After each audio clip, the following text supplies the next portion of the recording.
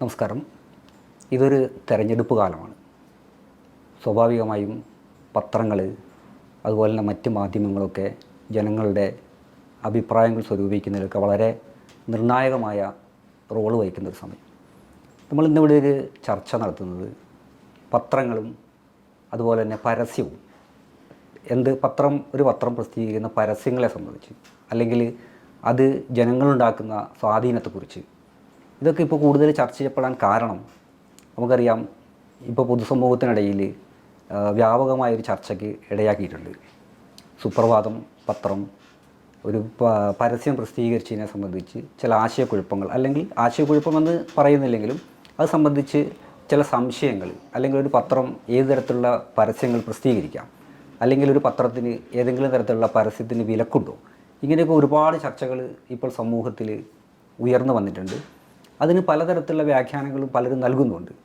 എന്നാൽ എന്താണ് ഒരു പത്രം ഒരു പരസ്യം പ്രസിദ്ധീകരിക്കുന്നതിലൂടെ ചെയ്യുന്നത്? ആ പത്രത്തിൻ്റെ കടമ നിർവഹിക്കലാണോ, അതല്ലെങ്കിൽ അതിൻ്റെ ഉത്തരവാദിത്തമാണോ, അതല്ലെങ്കിൽ ഏത് തരത്തിലുള്ള പരസ്യം പ്രസിദ്ധീകരിക്കാൻ ഒരു പത്രത്തിന് കഴിയും അല്ലെങ്കിൽ ചെയ്യണം? ഇതൊരുപാട് സംശയങ്ങൾ വായനക്കാർക്കും പൊതുസമൂഹത്തിലുമുണ്ട്.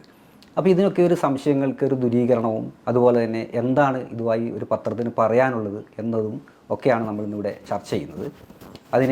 അതോടൊപ്പം തന്നെ ഈ പത്രങ്ങളും പരസ്യങ്ങളും പത്രത്തിൻ്റെ നിലനിൽപ്പിന്, അല്ലെങ്കിൽ മാധ്യമങ്ങളുടെ നിലനിൽപ്പിന് എത്രമാത്രം പരസ്യങ്ങളുടെ സംഭാവനകളുണ്ട്, ഇത്തരം വിഷയങ്ങളൊക്കെയാണ് നമ്മളിവിടെ ചർച്ച ചെയ്യുന്നത്. അതിന് ഇപ്പോൾ ചർച്ച ചെയ്യാൻ എൻ്റെ കൂട്ടത്തിലുള്ളത് സുപ്രഭാതം പത്രത്തിൻ്റെ മാനേജിംഗ് എഡിറ്റർ TP ചെറൂപ്പ, അതുപോലെ തന്നെ ഞങ്ങളുടെ സുപ്രഭാതം പത്രത്തിൻ്റെ ചീഫ് റിപ്പോർട്ടറായ PK സലാം കല്ലായി, ഈ രണ്ടുപേരാണ്. അതിന് നമുക്ക് ചെറൂപ്പ സാറിലേക്ക് പോകാം. സാർ, ഇപ്പോഴത്തെ ഈ ഒരു സാഹചര്യത്തിൽ അറിയാവുന്നതാണ്, ഈ പത്രം ഒരു പരസ്യം പ്രസിദ്ധീകരിച്ച് അതിൻ്റെ ബന്ധപ്പെട്ട് ഉണ്ടായിരിക്കുന്ന ഇഷ്യൂസുകൾ, വിവാദങ്ങൾ.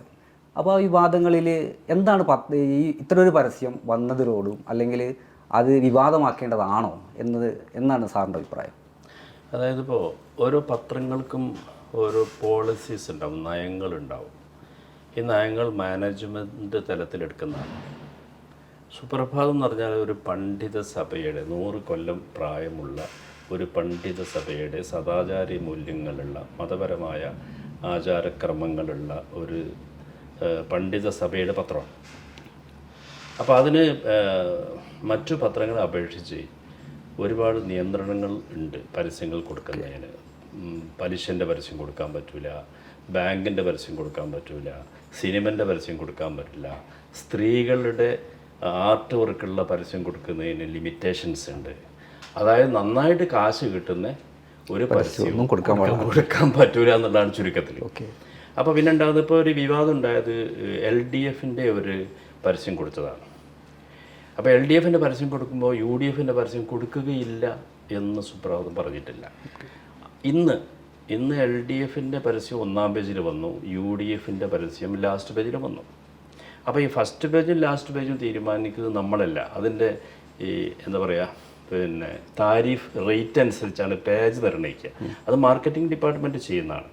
നമ്മളെ സംബന്ധിച്ച് കൊടുക്കാൻ പറ്റുമോ ഇല്ലേ എന്നുള്ള ചോദ്യമാണ്. ഇതും ഒരു പോളിസി മാറ്ററാണ്. നമ്മളതിൽ ഇൻവോൾവഡ് അല്ല. ഇപ്പോൾ മാനേജ്മെൻറ്റ് നിങ്ങൾ ആ പരസ്യം കൊടുക്കണം എന്ന് പറഞ്ഞ് നമ്മൾ കൊടുക്കും, അത്രയേ ഉള്ളൂ. ഇതിലിപ്പോൾ നമ്മൾ കണ്ട അതിന് ധാർമ്മികമായ സംഗതി, LDF ആവട്ടെ UDF ആവട്ടെ, ഇത് ഇന്ത്യ മുന്നണിയുടെ ഭാഗമാണ്. പിന്നെ സമസ്തയെക്കുറിച്ച് അതിൻ്റെ പോളിസി അതിൻ്റെ ചെയർമാൻ പ്രഖ്യാപിച്ചിട്ടുണ്ട്. ഞങ്ങൾക്ക് പ്രത്യേകമായ ആഭിമുഖ്യം ഒരു രാഷ്ട്രീയ പാർട്ടിയോടില്ല. ഞങ്ങളുടെ കൂട്ടത്തിൽ പലതരം രാഷ്ട്രീയക്കാരുണ്ട്. ഇടതുപക്ഷ മനസ്ഥിതിയുള്ളവരുണ്ടാവാം, സോഷ്യലിസ്റ്റ് മനസ്ഥിതിയുള്ളവരുണ്ടാവാം, ലീഗ് മനസ്ഥിതിയുള്ളവരാണ് ഏറ്റവും കൂടുതൽ, കോൺഗ്രസ് മനസ്ഥിതിയുള്ളവരുണ്ടാകാം. അപ്പോൾ ആ ഘട്ടത്തിൽ സമസ്തക്ക് നിങ്ങൾ ഇന്നയാൾക്ക് വോട്ട് ചെയ്യണമെന്നോ ഇന്നയാൾക്ക് വേണ്ടി പ്രചരണം നടത്തണമെന്നോ പറയാൻ നിവൃത്തിയില്ല. അത് സമസ്തയുടെ പ്രസിഡൻറ്റും മറ്റുള്ള പണ്ഡിതന്മാർ വ്യക്തമാക്കിയിട്ടുണ്ട്. ഈ ഒരു സാഹചര്യത്തിൽ ആദ്യം വന്ന പരസ്യം LDFൻ്റെതായി പോയി എന്നുള്ളതാണ് പ്രകോപനം ഉണ്ടാക്കിയത്. അതിൻ്റെ പേരിൽ പത്രം കത്തിച്ചു. അപ്പം പത്രം കത്തിക്കുക എന്നുള്ളതാണ് ശരിക്കും ക്രൈം. പരസ്യം കൊടുക്കുന്നതിനേക്കാൾ വലിയ ക്രൈം പത്രം കത്തിക്കലാണ്. പക്ഷെ ഒരു പത്രമൊന്നും കത്തിച്ചാലൊന്നും പത്രത്തിൻ്റെ പ്രചാരണക്കാർ നിർത്താൻ കഴിയില്ല. അത് തെറ്റിദ്ധാരണയില്ലത് ഒന്ന്. രണ്ടാമത്, ഈ സ്ഥാപനം നടത്തിയ ഒരു പത്രത്തിൻ്റെ വാല്യൂ എന്ന് പറയുന്നത്, അതിൻ്റെ പ്രൈസ് വാല്യൂ എന്ന് പറയുന്നത് ഏതാണ്ട് ഈ 18-20 രൂപയോളം വരും. നമുക്ക് വിറ്റാൻ കിട്ടുന്നത് 8 രൂപ സംതിങ് ആണ്. 50 അല്ലേ പോലെ 8.50 വില വിറ്റാൻ കിട്ടുന്നത്. അപ്പം നിങ്ങൾ 100 രൂപയുടെ ഒരു സാധനവും 50 രൂപയ്ക്ക് വിറ്റാൽ എത്ര കൊല്ലം നിൽക്കാൻ കഴിയും? പിന്നെ നമ്മൾ അത് പിടിച്ചു നിൽക്കുന്നത് പരസ്യങ്ങൾ കൊണ്ടാണ്. അപ്പോൾ അതൊരു വരുമാന മാർഗമാണ്. അതില്ലാതെ പിടിച്ചിക്കാൻ പറ്റില്ല, നിലനിൽപ്പിൻ്റെ. ഇത് സാധാരണ ജനങ്ങളെ സംബന്ധിച്ചിടത്തോളം അവർക്ക് അറിയില്ല. പല ആളുകളും ഈ പരസ്യം തന്നെ നമ്മൾ കൊടുത്ത വാർത്തയെന്ന് വിചാരിക്കുന്ന ആളുകൾ വരെ ഉണ്ട്. അവരമ്മ ഒന്നും പറയാൻ പറ്റില്ല, അവർക്ക് അതിനെക്കുറിച്ച് ധാരണ ഇല്ലാത്തതുകൊണ്ടാണ്. അപ്പം നമ്മൾ UDF ഒരു പരസ്യം കിട്ടിയിട്ട് വേണ്ടാന്ന് വെച്ചതല്ല. LDF പരസ്യം തന്നു, അതിൻ്റെ പേയ്മെൻറ്റ് നടത്തി, നമ്മൾ ആദ്യം കൊടുത്തു. UDF വന്നു, പിറ്റേ നമ്മൾ അതും കൊടുത്തു. ഇനിയും ഇന്നും നാളെയും വരാനുണ്ട്. നമ്മൾ കൊടുക്കുന്നതിന് ഒരു കുഴപ്പമുണ്ട് എന്ന് എനിക്ക് തോന്നുന്നില്ല. അതിൻ്റെ പേരിൽ പ്രകോപിതനാകാൻ പാടില്ല ശരിക്കും. പിന്നെ അതിൻ്റെ നയം രൂപീകരിക്കുന്നത് നമ്മൾ അല്ല. അതിൻ്റെ പിന്നെ മാനേജ്മെൻറ്റ് തലങ്ങളിലുള്ള ആളുകൾ രൂപീകരിച്ച നയം നമ്മളോട് പറയുകയും അതനുസരിച്ച് നമ്മൾ പ്രവർത്തിക്കുകയും ചെയ്യാണ് ചെയ്യുന്നത്. അതാണ് സംഭവിച്ചത്. അപ്പോൾ സലാം, അങ്ങനെയാണെങ്കിൽ നമ്മളിപ്പോൾ ഇതിനകത്ത് ഈ വിഷയം നമ്മളിപ്പോൾ സുപ്രഭാതത്തേക്ക് വരികയാണെങ്കിൽ ഇതിപ്പോൾ എനിക്ക് ഏറ്റവും കൂടുതൽ വിവാദമാകാനുള്ള കാരണം ഇതിൽ ചില വാക്കുകൾ അല്ലെങ്കിൽ അവർ ക്യാപ്ഷൻ ഉപയോഗിച്ചില്ലാണ്. അപ്പോൾ ഇതിലിപ്പോൾ ഇടതുണ്ടെങ്കിൽ ഈ നമ്മുടെ ഇന്ത്യയുള്ളൂ എന്നൊരു ക്യാപ്ഷൻ, അത് LDF തെരഞ്ഞെടുപ്പ് ക്യാമ്പയിൻ്റെ ഇതാണ്, കേരളത്തിലെ തെരഞ്ഞെടുപ്പ് ക്യാമ്പയിൻ. പക്ഷേ ഇത് എല്ലാ പത്രങ്ങളിലും ഇതിങ്ങനത്തെ ഒരു ക്യാപ്ഷൻ കിട്ടുമ്പോൾ അത് ഞങ്ങൾക്കത് പ്രസിദ്ധീകരിക്കാൻ പറ്റില്ല എന്ന് പറയാനാവുമോ? കാരണം നമ്മളുടെ വാർത്തകളിലൊന്നും നമ്മൾ ഒരിക്കലും ഈ പത്രത്തിൻ്റെ വാർത്തകളിലൊന്നും ഈ ഒരു ഇതിനെ നമ്മൾ ഒരിക്കലും ഉയർത്തി കാണിക്കുന്നില്ല. കാരണം അത് ഓരോ പത്രങ്ങളുണ്ട്, പക്ഷേ ഓരോ പത്രങ്ങളും അവരുടെ നിലപാടിനനുസരിച്ച് മാത്രമേ വാർത്തകൾ കൈകാര്യം ചെയ്യാറുള്ളൂ. അപ്പോൾ അതൊക്കെ ഒരു ദിവസം നമ്മൾ ഈ വാർത്തകൾ വായിച്ച് വന്ന വായനക്കാരുടെ ഇടയിലേക്ക് പെട്ടെന്ന് ഒരു 1-ാം പേജിൽ ഫുൾ പേജിൽ ഈ ഒരു ക്യാപ്ഷൻ വരികയാണ്. അപ്പം അതിനെ വായനക്കാർ ഉൾക്കൊള്ളുമോ, അല്ലെങ്കിൽ അത് ക്യാപ്ഷൻ മാറ്റണം എന്നാവശ്യപ്പെടാൻ ആ പത്ര സ്ഥാപനത്തിന് കഴിയുമോ? ഒരു വാർത്ത സുപ്രഭാതത്തിലായാലും മറ്റു പല ആശയക്കാരാണ് മാധ്യമ പ്രവർത്തനം, പത്ര സ്ഥാപനങ്ങൾ പ്രത്യേകിച്ച് നടത്തുന്നത്, ചാനലുകളൊക്കെ അങ്ങനെ തന്നെ, പ്രത്യേകിച്ച് പത്രങ്ങൾ. ഈ പത്രങ്ങളിൽ വാർത്തകൾ വരുന്നുണ്ട്. ഇപ്പോൾ വാർത്തകൾ വരും, ഇപ്പോൾ മുഖ്യമന്ത്രിയുടെ പ്രസ്താവനകൾ വരുന്നുണ്ട്, അതേപോലെ പ്രതിപക്ഷ നേതാവിൻ്റെ പ്രസ്താവനകൾ വരുന്നുണ്ട്, വാർത്തകൾ വരുന്നുണ്ട്. ഇപ്പോൾ പ്രതിപക്ഷ നേതാവിൻ്റെ പ്രസ്താവന വരുമ്പോൾ അത് പൂർണ്ണമായും UDF പിന്തുണയ്ക്കുന്നതാണ്. അതിൽ ഒരു പത്രവും ആ വാർത്ത കൊടുക്കുമ്പോൾ അതിലെന്തെങ്കിലും ഒരു മാറ്റത്തിരുത്തൽ വരുത്തുന്നില്ല. ഇപ്പോൾ പിണറായി വിജയൻ്റെ ഒരു പ്രസ്താവന വരുമ്പോൾ അത് പൂർണ്ണമായും UDF LDF അനുകൂലമായ പ്രസ്താവനയാണ്. അതിലും ആരും മാറ്റം വരുത്തുന്നില്ല. പക്ഷേ ആ വാർത്തകൾ തമസ്കരിക്കുന്നില്ല, ചില സാധനങ്ങൾ ആ പത്ര പോളിസിക്ക് അനുസരിച്ച് ആ വാർത്ത കൊടുക്കാതിരിക്കുന്നില്ലേ? അല്ല, വാർത്ത അപൂർവമാണ്. ഇപ്പോൾ ഒരു പത്രത്തിൽ വരുമ്പോൾ ഇന്നൊരു മുഖ്യമന്ത്രി പ്രസംഗിച്ചു, അല്ലെങ്കിൽ പ്രധാനമന്ത്രി പ്രസംഗിച്ചാൽ പ്രധാനമന്ത്രി പ്രസംഗിച്ച വാക്കുകൾ അതിൽ വരണമല്ലോ.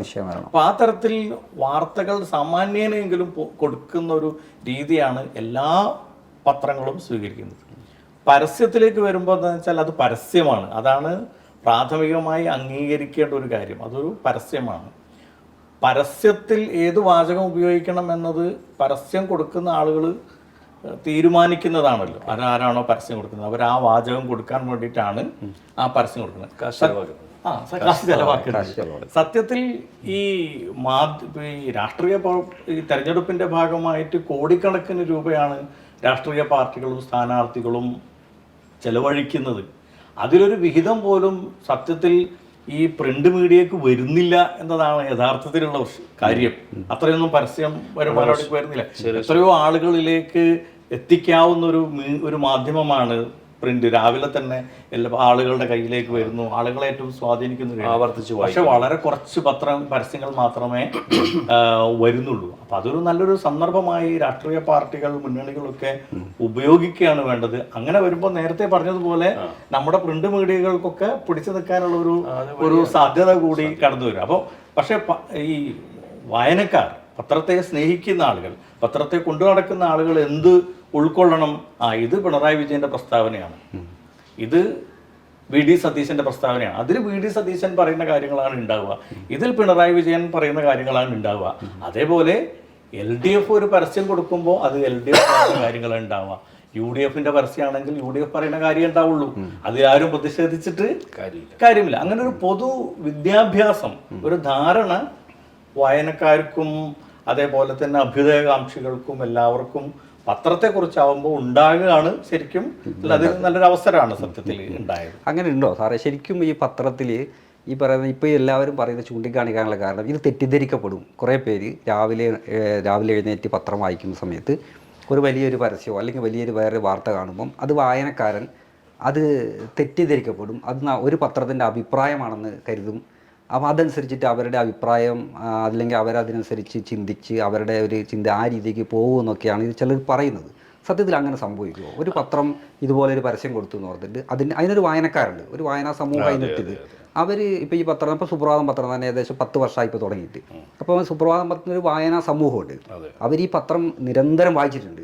അവരൊരു പെട്ടെന്നൊരു പരസ്യം കണ്ടു കഴിഞ്ഞാൽ അതേപോലെ അവരുടെ ചിന്തയിൽ മാറ്റം വരും എന്ന് ചിലർ പ്രചരിപ്പിക്കുന്നത് പോലെ അങ്ങനെയാണോ കാര്യങ്ങൾ?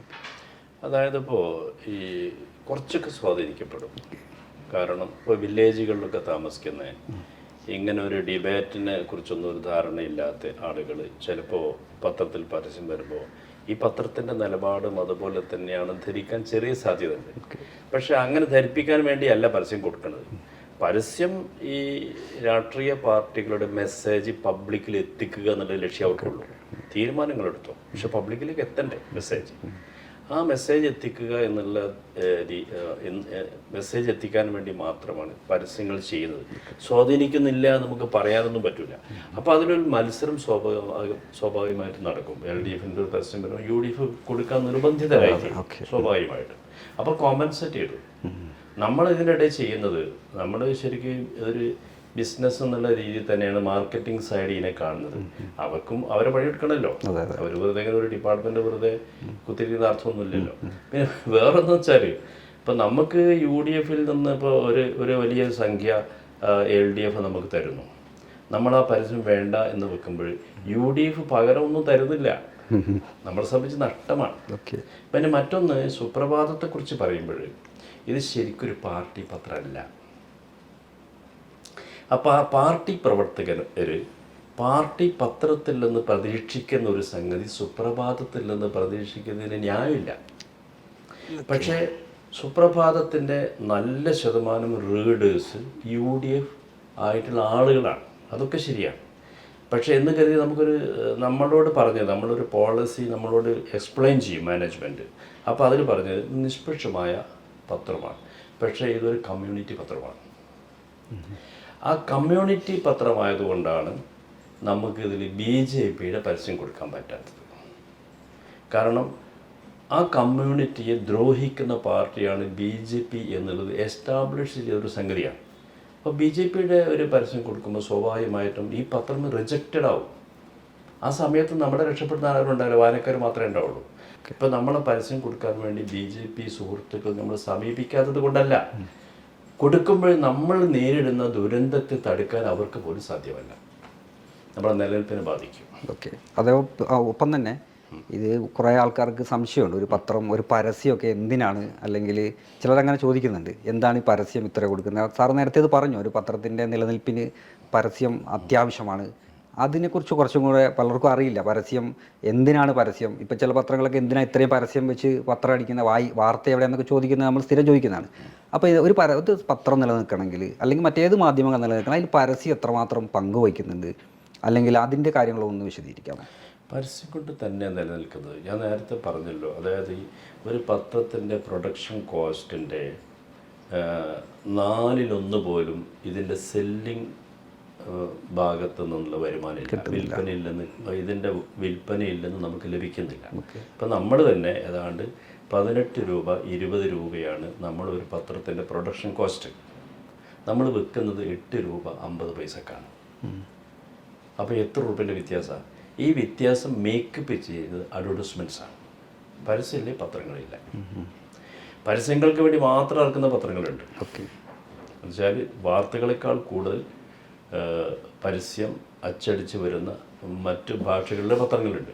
പക്ഷെ നമുക്ക് അങ്ങനെ പറ്റില്ല. കാരണം സുപ്രഭാതം എന്ന് പറയുന്ന പത്രം അവർക്ക് ചില ലക്ഷ്യങ്ങളുണ്ട്. ഒന്ന് കമ്മ്യൂണിറ്റി ഡെവലപ്മെൻറ്റ്, സദാചാര മൂല്യങ്ങളൊക്കെ ആളുകളെ പഠിപ്പിക്കുക എന്നൊക്കെ പറഞ്ഞുള്ള കുറേ ലക്ഷ്യങ്ങളുണ്ട്. ആ ലക്ഷ്യങ്ങൾ സാധൂകരിക്കുകയല്ലാതെ ഇതിൽ നിന്ന് വമ്പിച്ച ലാഭം ഉണ്ടാക്കണം എന്ന് വിചാരിച്ചുകൊണ്ട് ഒരു മാനേജ്മെൻറ്റ് ഇറക്കുന്ന പത്രമല്ല സുപ്രഭാതം. ഇതൊരു മെസ്സേജ് കൊടുക്കാൻ വേണ്ടിയാണ്. മതസൗഹാർദ്ദം, ആളുകൾ തമ്മിലുള്ള ബന്ധങ്ങൾ, സ്നേഹബന്ധങ്ങൾ, ഇതൊക്കെ കൂടുതൽ അടുപ്പിച്ചു നിർത്താൻ വേണ്ടിയുള്ള ദൗത്യം നിർവഹിക്കുന്ന പത്രമാണ്. അപ്പോൾ ആ പത്രത്തിന് നിലനിൽപ്പിന് വേണ്ടിയുള്ള ഒരു പരസ്യം മാത്രമേ നമ്മൾ സ്വീകരിക്കുന്നുള്ളൂ. അതുകൊണ്ടാണ് പല പരസ്യം നമ്മൾ കൊടുക്കാത്തത്. സിനിമാ പരസ്യം കൊടുക്കുന്ന ധാരാളം പണം കിട്ടും, പലിശൻ്റെ പരസ്യം ധാരാളം പണം കിട്ടും. ഇത് നമ്മൾ ചെയ്യാത്തത് പിന്നെ നമുക്ക് ഇതുകൊണ്ട് വലിയൊരു ലാഭം പ്രതീക്ഷിക്കുന്നില്ല. ആകെ പ്രതീക്ഷിക്കുന്നത് ഇതിൻ്റെ നിലനിൽപ്പ് മാത്രമാണ്. നിലനിൽപ്പ് പോലും അപകടത്തിൽപ്പെടുത്തുന്ന രീതിയിൽ ഇതാക്കണമെന്ന് രാഷ്ട്രീയ പാർട്ടികൾ പറയാൻ പാടില്ല. സത്യത്തിൽ അവർ ജീവിച്ചു പോയിക്കോട്ടെ എന്ന് വിചാരിക്കാൻ പാടില്ല. അതാണ് സംഭവിച്ചത്. Okay okay. ഈ ഒരു പരസ്യം വരുന്നു, നമ്മൾ പ്രധാനമായിട്ട് വായനക്കാരിലേക്കാണ് പോകുന്നത്. അപ്പോൾ വ്യത്യസ്ത പോളിസികളുള്ള പത്രങ്ങളുണ്ട്, വ്യത്യസ്ത വായനക്കാരുണ്ട്. അപ്പം നമ്മളിപ്പോൾ അങ്ങനെ വ്യത്യസ്തമായ സമൂഹത്തിൻ്റെ വ്യത്യസ്തമായ ഇതിലേക്ക് വന്നൊരു പത്രം, അതിലൊരു പരസ്യം വരുന്നു. അപ്പോൾ അതിൽ പരസ്യം വരുമ്പം നേരത്തെ സാർ ഇവിടെ പറഞ്ഞതുപോലെ അത് സ്വാധീനിക്കപ്പെടാം. കാരണം ഒന്നാമത് അവരുടെ മറ്റേ ഒരു പൊതുവായ കാഴ്ചപ്പാട്, അവരുടെ ഇതെല്ലാം ഇതിനെ സ്വാധീനിക്കും. അപ്പോൾ ശരിക്കും നമുക്ക് വായനക്കാരോട് ഇതൊരു മെസ്സേജ് പറയാനുണ്ടോ? ഒരു പരസ്യം വന്നാൽ അതിനെ പരസ്യമായി കാണാനും വാർത്തയായി കാണാനും ഒക്കെ വായനക്കാരൻ കുറച്ചും കൂടെയൊക്കെ ഒരു എത്തണം, എഡ്യൂക്കേറ്റഡ് ആയിരിക്കണം എന്നുള്ള അതൊരു വലിയൊരു കാര്യമാണ്. ഇപ്പോൾ പെയ്ഡ് ന്യൂസിൻ്റെ ഒരു വലിയ കാലം കൂടിയാണ്. ഇപ്പോൾ നമ്മൾ പ്രത്യേകിച്ചും ഒരു മോഡി എറ വരുന്ന സന്ദർഭത്തിൽ എല്ലാം പരസ്യമായിട്ടല്ല ഇപ്പം വരുന്നത്. ഇപ്പം പരസ്യമായിട്ട് ഇതൊക്കെ ഇപ്പോൾ പരസ്യമാണ്, അഡ്വർടൈസ്മെന്റ് ആണ് എന്ന് പറഞ്ഞിട്ട് കൃത്യമായി കൊടുക്കുന്നതാണ്. എന്നാൽ നമ്മൾ കാലത്തുള്ളത് മുഴുവനും പരസ്യങ്ങൾ കൊടുക്കുന്നതല്ല, മറിച്ച് പെയ്ഡ് ന്യൂസുകളാണ്. പൈസ വേറെ പോകുന്നു, അതേസമയത്ത് വാർത്തയാണ് എന്ന് വാർത്തകളിലൂടെ ആശയം ഒളിച്ചു കിടത്തുകയാണ്. ഇപ്പോൾ മോദിയുടെ ആശയങ്ങൾ വാർത്തകളിലൂടെ ഒളിച്ചു കിടത്തുകയാണ്. അപ്പോൾ അങ്ങനത്തെ ഒരു പെയ്ഡ് ന്യൂസിൻ്റെ കാലഘട്ടത്തിലാണ് നമ്മൾ ഉള്ളത്. അപ്പോൾ അതിൽ വാർത്ത ഏതാണ്, വാസ്തവം ഏതാണ് എന്ന് തിരിച്ചറിയാൻ, പരസ്യം ഏതാണെന്ന് തിരിച്ചറിയാൻ കഴിയാത്തൊരു അവസ്ഥയുണ്ട്. ഇവിടെ അങ്ങനത്തെ ഒരു സാഹചര്യം അല്ല ഉള്ളത്. പരസ്യമാണെന്ന് പരസ്യമായിട്ട് പറഞ്ഞുകൊണ്ട് ചെയ്യുന്ന ഒരു കാര്യത്തെ പരസ്യമായി കാണാൻ എന്ന് പറയുന്ന ഒരു പ്രധാന സത്യത്തിൽ അങ്ങനെ ഒരു ആളുകൾക്ക് അത്തരത്തിലൊരു സംശയം ഉണ്ടെങ്കിൽ അത്തരത്തിലൊരു വിദ്യാഭ്യാസം ആവശ്യമാണ്. നമ്മുടെ മുമ്പിൽ വരുന്നത് ഇതിപ്പോ ഒരു രാഷ്ട്രീയ പാർട്ടിന്റെ മുന്നണിയുടെ പരസ്യത്തിന്റെ പ്രശ്നമല്ല. ഇപ്പൊ ബാബാ രാംദേവിന്റെ പരസ്യ പ്രശ്നം വലിയ സുപ്രീം കോടതിയില് അയാൾ മാപ്പ് പറഞ്ഞിട്ടും തീർന്നില്ല. ഇനിയും ഇങ്ങനെ പോരാ എന്ന് പറഞ്ഞ് സുപ്രീം കോടതി അയാളെ കൊണ്ട് മാപ്പ് പറയുക തെറ്റായ പരസ്യം കൊടുത്തതിനാണ്. അപ്പൊ തെറ്റായ പരസ്യത്തിന്റെ പേരിൽ സുപ്രീം കോടതിയിൽ ഈ നാട്ടിൽ ഏറ്റവും പ്രധാനപ്പെട്ട കച്ചവടക്കാരൻ കൂപ്പുകയുമായി നിൽക്കുന്ന ഒരു ഘട്ടത്തിലാണ് അത്. അപ്പോൾ പരസ്യം തെറ്റായ പരസ്യങ്ങളുണ്ട്, പക്ഷെ പരസ്യമാണ്. അപ്പൊ തെറ്റായ പരസ്യങ്ങൾ വരുന്ന കാലഘട്ടത്തിൽ ഇത് തെറ്റായ പരസ്യമാണെങ്കിൽ ഇത് പരസ്യമാണ് എന്ന് തിരിച്ചറിയാനുള്ള ശേഷി കേരളത്തിലെ ആളുകൾക്ക് ഉണ്ട്. അങ്ങനെ ഇപ്പോൾ കേരളത്തിലെ മലയാളി വായനക്കാരെന്ന് പറയുന്നത് മിക്കപ്പോഴും ഒരു പത്രം വായിക്കുന്ന ആളുകളോ ഒരേ ചാനൽ കാണുന്നവരോ ഒരേ സംഗതികൾ ചെയ്യുന്നവരോ അല്ല. കാര്യങ്ങളൊക്കെ മുഴുവൻ കാണുന്ന ആളുകൾ. അപ്പൊ അവർക്ക് പരസ്യമായി കാണാനും വാർത്തയായി കാണാനും ആശയത്തെ അതിൽ നിന്ന് വേർതിരിച്ച് മനസ്സിലാക്കാനും സാധിക്കുന്നവരാണ്. അതിൽ സാമാന്യ വിദ്യാഭ്യാസം ഉണ്ട്. അപ്പൊ അതൊരു നല്ലൊരു സന്ദർഭം കൂടിയാണ് ഇത്തരത്തിൽ പരസ്യം എന്ന് പറയുന്നത് പത്രങ്ങളെ സംബന്ധിച്ചിടത്തോളം പ്രിന്റ് മീഡിയ സത്യത്തിൽ വലിയ പ്രതിസന്ധിയിലാണ് അല്ലേ? അങ്ങനെയല്ലേ, പ്രതിസന്ധിയിലാണ്, വലിയ പ്രയാസങ്ങൾ അനുഭവിക്കുന്നത്. കാരണം പരസ്യങ്ങൾ ധാരാളമായിട്ട് പല മേഖലകളിലേക്ക് പോയിക്കൊണ്ടിരിക്കുമ്പോൾ ഈ ഇതിൻ്റെ എന്താ പറയുക, ഒരു നട്ടെല്ലായി നിൽക്കുന്നതാണ് ഈ പരസ്യം. അപ്പം പരസ്യത്തെ പരസ്യമായി കാണാനുള്ള ഒരു വിദ്യാഭ്യാസം ആളുകൾക്കുണ്ട്, അല്ലെങ്കിൽ ഉണ്ടാകണം. അല്ല, ശരിക്ക് അങ്ങനെയുള്ളൊരു വിദ്യാഭ്യാസം സാമാന്യ ജനങ്ങളിലുണ്ട്. പക്ഷെ ഇപ്പോൾ കേൾക്കുന്ന സംഗതികൾ ചെറിയ രാഷ്ട്രീയമായ ചെറിയ വൈകാരികമായ സംഗതികളാണ്. അത് എവിടെയോ ഒളിഞ്ഞു കിടക്കുന്ന ചെറിയ വികാരങ്ങളുടെ പ്രകടനം. ഒരു തെരഞ്ഞെടുപ്പ് അത്രേ നമ്മളതിനെ കാണുന്നുള്ളൂ. അതുകൊണ്ട് തന്നെ നമ്മളിതിനെ വലിയ സംഭവമായിട്ട് എടുത്തിട്ടില്ല. നമ്മളൊരു സീരിയസ് ആയിട്ടുള്ള ഇഷ്യൂ ആയിട്ട് ഇതിനെടുത്തിട്ടില്ല. ഓക്കെ. പിന്നെ ഈ സോഷ്യൽ മീഡിയയിൽ ഒരു പണിയില്ലാതെ വെറുതെ ഈ യുഗാന്തം കുത്തിരിക്കുന്ന ആളുകൾ അതൊന്നും ചെയ്ത് അത് വലിയ സംഭവമാക്കി മാറ്റി നമ്മളതിൽ കുലുങ്ങുന്നില്ല. യഥാർത്ഥത്തിൽ അതിലും രാഷ്ട്രീയമുണ്ട്. ആ രാഷ്ട്രീയത്തെ നമ്മൾ ഭയക്കുന്നില്ല. ആ രാഷ്ട്രീയത്തെ ഭയന്നുകൊണ്ട് ഒരു മീഡിയക്ക് മുമ്പോട്ട് പോകാൻ കഴിയില്ല. രാഷ്ട്രീയ പാർട്ടിക്ക് പോകാൻ പറ്റിയേക്കും, നമുക്ക് പറ്റില്ല. മീഡിയക്ക് അതിൻ്റെ ഒരു നിലപാടില്ലേ? അത് സംഘടനകൾക്കും രാഷ്ട്രീയ പാർട്ടികൾക്കും അപ്പുറത്ത് വീക്ഷണങ്ങളുള്ള ഒരു സംഗതിയാണ് മീഡിയ എന്ന് പറഞ്ഞാൽ. മീഡിയക്ക് അങ്ങനെ ഭയപ്പെടാൻ പറ്റില്ലല്ലോ.